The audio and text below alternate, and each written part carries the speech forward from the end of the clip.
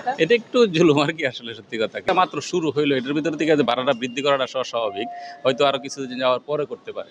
দেশের উন্নয়নের জন্য ভ্যাট, এটা আমি পজিটিভলি দেখছি। তবে সব ধরনের মানুষের জন্য এটা হয়তো অ্যাফোর্ডেবল হবে না। তবে ভ্যাটটা দিলে আমাদের আসলে তো সেবা তো আমরা পাচ্ছি। তো সেই হিসেবে ভ্যাট আমি পজিটিভলি দেখছি। সরকার কর্তৃক তো প্রত্যেক বছরে হচ্ছে যে বাজেট নিয়ে আসে, কিন্তু আমি দেখি না যে যে এই বাজেটটা আমাদের সাধারণ মানুষের জন্য খুবই সুবিধাজনক হয়। প্রত্যেকটা বাড়ি দেখা যায় বাজেট নিয়ে সবারই একটা দুশ্চিন্তা থাকে এবং সবাই একটা অনিশ্চয়তা থাকে। অ্যাকচুয়ালি আমরা তো স্টুডেন্ট, সেক্ষেত্রে আমাদের তো নর্মালি বাসে তো হাফ পাস দেই, কিন্তু মেট্রো রেলে তো সেই সুযোগটা নাই। তারপরেও মেট্রো রেলে খুব সহজে আসা যাওয়া করা যায়, সেই হিসাবে আমরা একটু ভাড়া বেশি দিয়েও আসি। কিন্তু এখন যদি আবারও বাড়ায়, সেটা অবশ্যই আমাদের জন্য একটু ডিফিকাল্ট হবে। আর যারা নিম্নবিত্ত মধ্যবিত্ত আছে, অল্প স্যালারি পায়, তাদের জন্য তো একটু কষ্ট হবেই।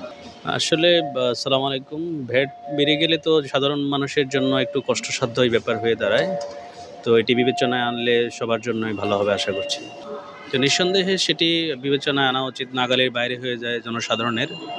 সকল ক্ষেত্রে আসলে বাজেট থেকে বিবেচনা করা দরকার, যাতে করে বাজেট মানে করটাকে কমিয়ে আনা হয় বা এটাকে যদি মুক্ত করা যায় কিছু কিছু ক্ষেত্রে। বিশেষ করে এখন টেকনোলজিতেও সবার ভোট দাঁড়ায়।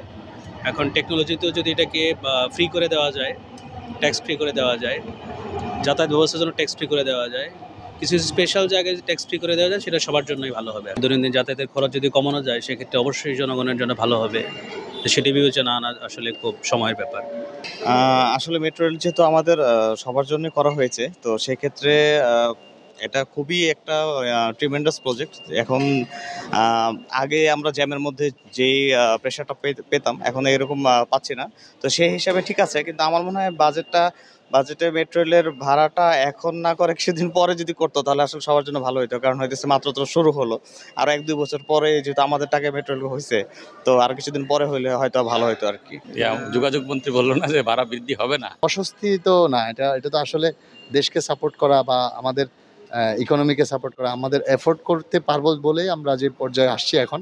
আমি মনে করি যে এটাতে ভ্যাটটা পজিটিভলি দেখছি আমি, কারণ আমি নিজেই প্রতিদিনই মেট্রো রেলে আসা যাওয়া করছি। আমার যে সময়টা বাঁচছে, যে মানে টাইমটা আমি এক্সট্রা পাচ্ছি, সেটা তো আমি টাকা দিয়েও মানে এনজয় করতে পারছি আর কি। আলটিমেটলি আমার টাকা খরচ হলেও আমি বেনিফিটেড হচ্ছি।